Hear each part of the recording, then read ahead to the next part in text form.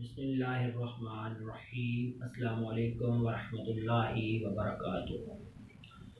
My dear students, आज के इस वीडियो लेक्चर के अंदर हम अगले 5 शॉर्ट क्वेश्चन जो हैं वो देखेंगे, 5 या 6 जितने हमसे हो पाए।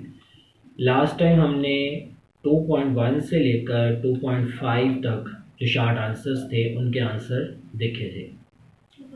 अब हम उससे आगे चलते हैं। क्वेश्चन नंबर 6 है, can the magnitude of vector have negative value? क्या किसी वेक्टर की मैग्नीट्यूड जो है वो नेगेटिव आ सकती है?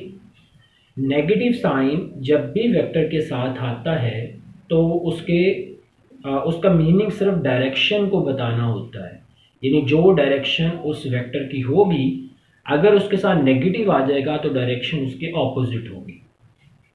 तो हम इसमें इसका आंसर ये लिखते हैं, question number 2.6, no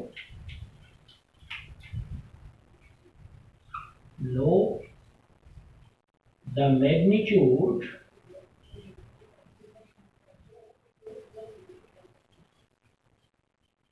of vector cannot be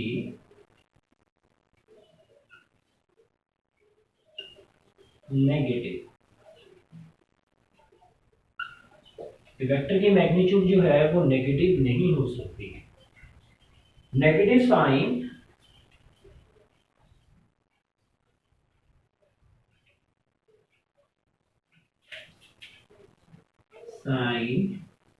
with vector only indicate the direction of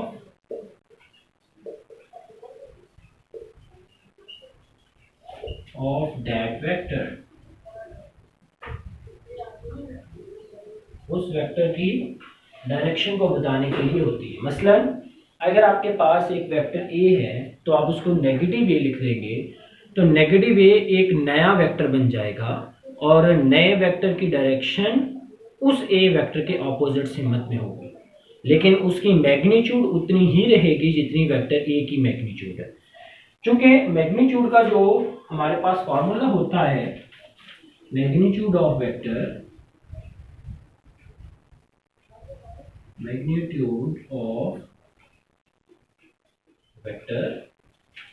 वो फॉर्मूला हमारे सामने a is equal to A X square plus A Y square होगा और इसका square root.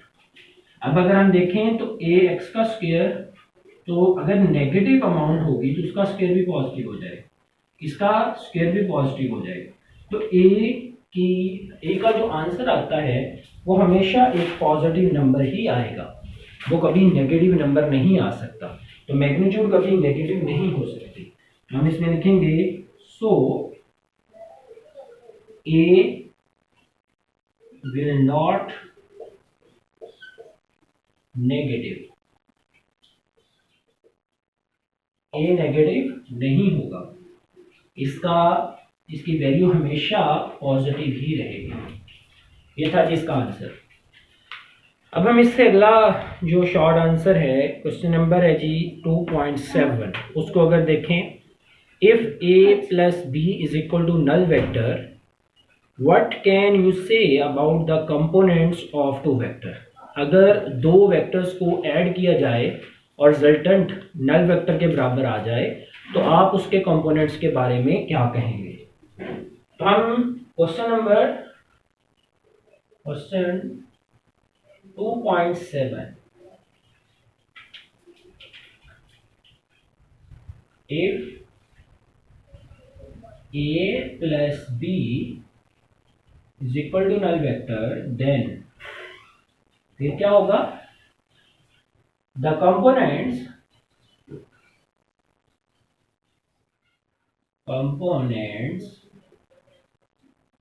of vector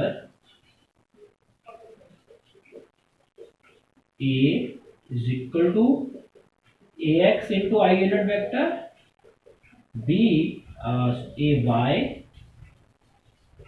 into J unit vector and B के जो components हैं that is bx into I unit vector by into j unit. अगर आप a plus B is equal to null vector है तो फिर नल वेक्टर के भी कंपोनेंट्स होंगे। The resultant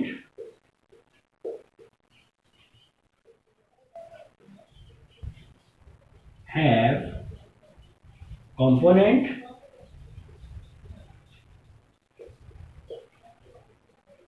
zero I plus zero J, क्योंकि ये नल वेक्टर के बराबर है। अब हम लिख सकते हैं a plus B is equal to null vector है, a की जगह उसके कंपोनेंट्स लिखें ax into I unit vector plus ay into J unit vector plus b की जगह उसके कंपोनेंट्स लिखें bx into I unit vector by into J unit is equal to 0i plus 0j। now ax में bx को add करें, similar components, हमारे पास आ जाएगा ax into I unit vector plus bx into I unit vector, और इसको i वाले के बराबर ही लिख देंगे, यानी 0i के बराबर। अब हम इसमें मैग्नीट्यूड का हिसाब लगाएं तो ax plus bx is equal to 0 आ जाएगा, यानी दोनों कंपोनेंट्स की मैग्नीट्यूड इस तरह से इस्टेब्लिश होगी विद डायरेक्शन, दोनों की मैग्नीट्यूड बराबर और डायरेक्शन ऑपोजिट होगी, तो हम कहेंगे वो नल वेक्टर के बराबर आ रहे हैं, तो इन दोनों का सम, उनके दोनों कंपोनेंट्स का सम 0 एक्चुअली। इसी तरह हम लिखेंगे bx A Y into J unit vector plus by into J unit vector is equal to 0j। तो इसको अगर हम फर्दर लिखें तो ay plus by is equal to 0, तो इसके y कंपोनेंट्स को भी जमा करने से आंसर 0 के बराबर आ गया। तो this is about it's components of vector.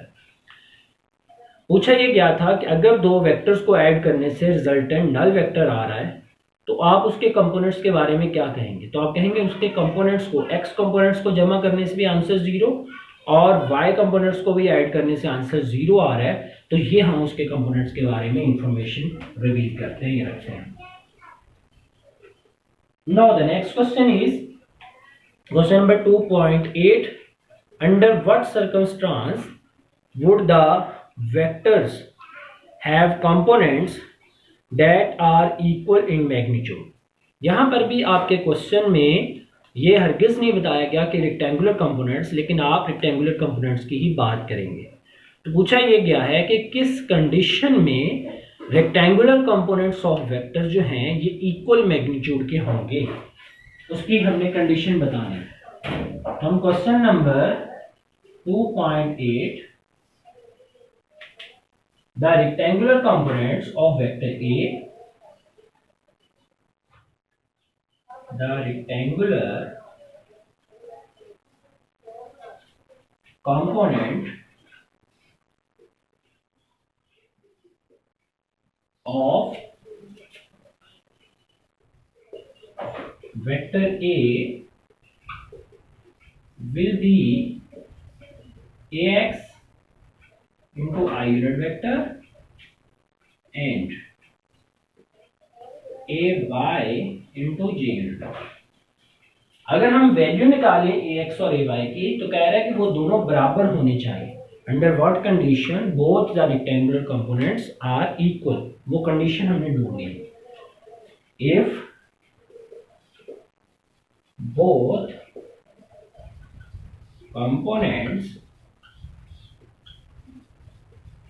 are equal, then फिर क्या होगा, फिर हम लिखेंगे ax is equal to ay, ax is equal to ax is equal a cos of theta, ay is equal a sin of theta। now a cancel with a, cos theta इसकी division में जाएगा तो इधर 1 रह जाएगा, 1 is equal to sine theta over cos theta. Sine theta over cos theta can be written as tan theta is equal to 1। और अगर हम थीटा की वैल्यू लें that is tan inverse of 1 आता है, यानी ये टेन इधर आगे इनवर्स हो जाए, tan inverse of 1 is equal to theta. तो थीटा की वैल्यू कैलकुलेटर से निकालें, theta is equal to 45 degree. यानी अगर एंगल थीटा 45 डिग्री हो तो उसके दोनों रेक्टेंगुलर कंपोनेंट्स जो हैं वो इक्वल होंगे, इक्वल वैल्यू के आएंगे। अब इसको अगर हम डायग्राम में शो करें, मैं इस तरह से करूंगा कि ये हमारे पास X axis and Y axis है।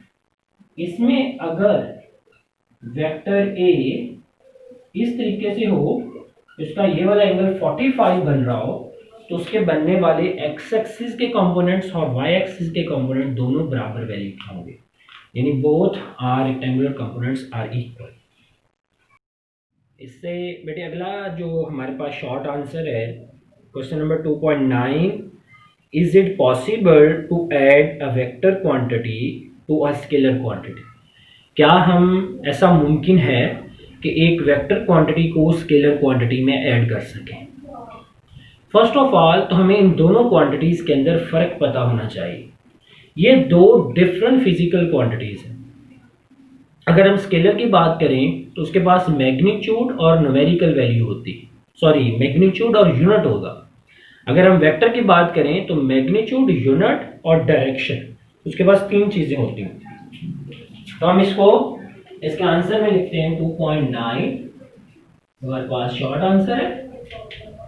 तो हम लिखते हैं कि no we can not add a vector quantity into a scalar quantity।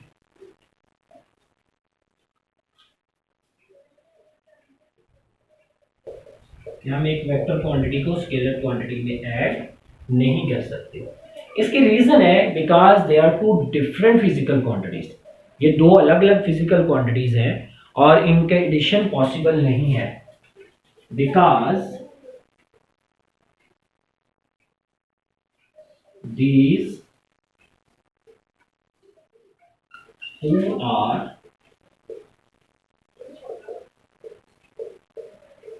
different physical quantities।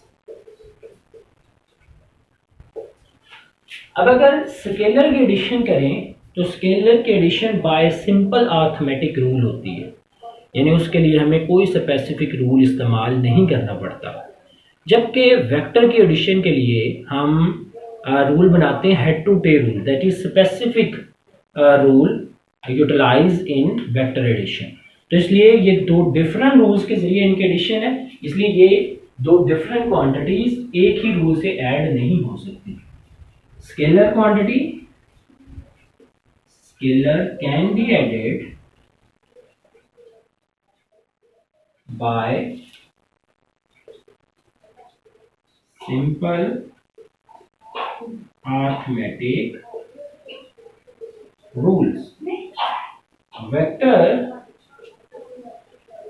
can be added using head to tail rule। और हेड टू टेल रूल एक graphical method है vectors के एडिशन का, जो कि scalar में नहीं अपनाया जा सकता। इसलिए ये दो डिफरेंट तरीकों से ऐड होते हैं, तो दो डिफरेंट फिजिकल क्वांटिटीज हैं, इनको आपस में ऐड नहीं किया जा सकता। इसी से मिलता जुलता अगला क्वेश्चन है question number 2.10, can you add zero to a null vector. क्या आप जीरो को नल वेक्टर में ऐड कर सकते हैं? तो आंसर फिर वही है, zero is a scalar quantity and null vector is a vector quantity. तो आप स्केलर को वेक्टर में ऐड नहीं कर सकते, इसी तरह आप जीरो को नल वेक्टर में ऐड नहीं कर सकेंगे। क्वेश्चन नंबर 2.10 है। इन दोनों को हमने एडिशन कर दी, तो हम इसमें लिखते हैं no we can not add 0 into a null vector। 0 को नल वेक्टर में ऐड नहीं किया जा सकता। इसके रीजन अगर हम लिखें, because 0 is a scalar quantity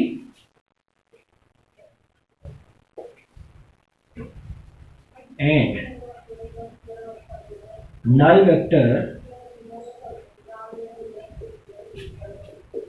is a vector quantity। तो इसके लिए भी वही रूल है कि vector can not be added to a scalar. Vector can not be added to a scalar quantity. इन दोनों के एडिशन के लिए डिफरेंट रूल्स हैं और इनको सेम रूल से हम ऐड कभी भी नहीं कर सकेंगे। Both physical quantities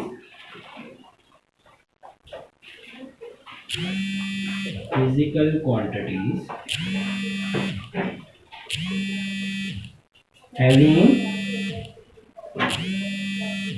different rules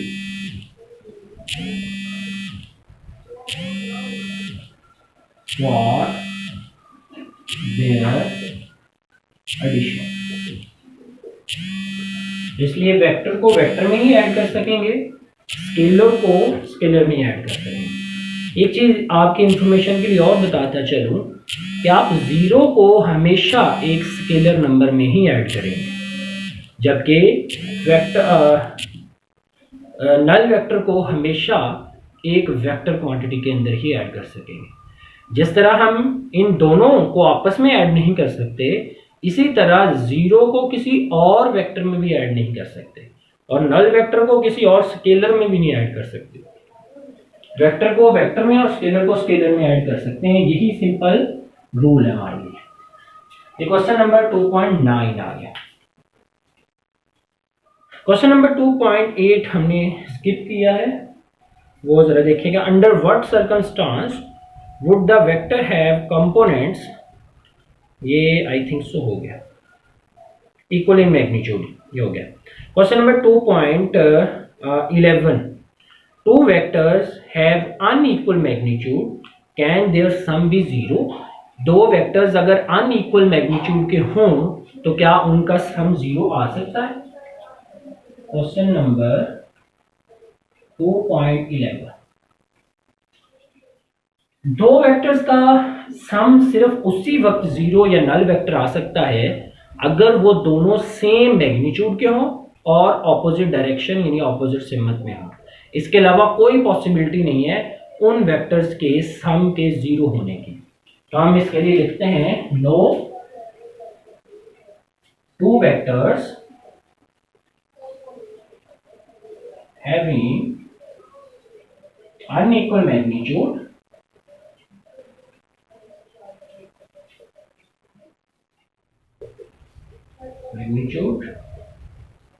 cannot give 0 resultant।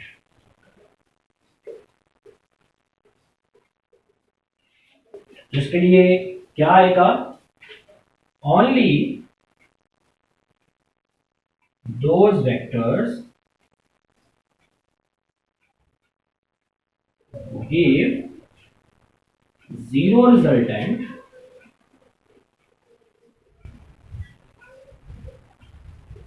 that have equal magnitude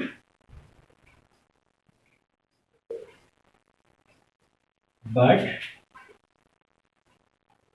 opposite in its direction।